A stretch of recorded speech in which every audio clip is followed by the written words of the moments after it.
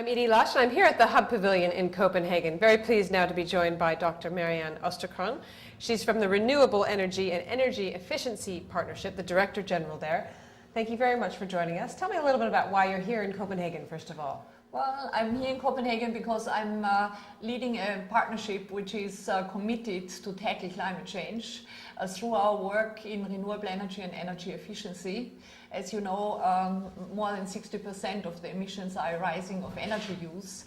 I think the role energy efficiency and renewable plays is very important. And we are promoting the uptake of this market throughout the world with a strong focus on developing countries and emerging markets.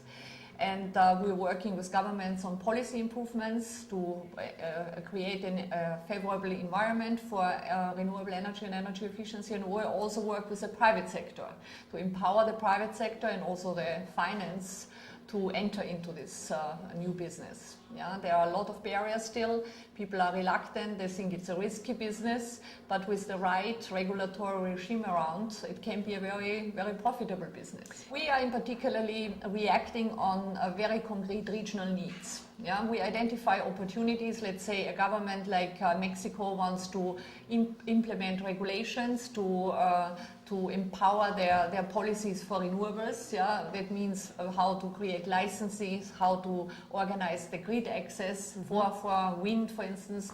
And we are working with governments on really delivering this kind of facilities. This is one thing. And the other thing is, for instance, we started a fund in Brazil for small hydro, very small. Big banks or banks wouldn't enter into this business, it's too small. We started with a few millions, and now we closed the fund with 90 millions, and we can, out of this, we can fund more than 30 small hydro projects. So it's a very unusual approach. We are in a niche where, let's say, the banks are not going yet, and where governments need urgently help, and also private sector in some respects. For you and for your work, how important is it that we see a strong global deal, or do you just want any deal coming out of Copenhagen?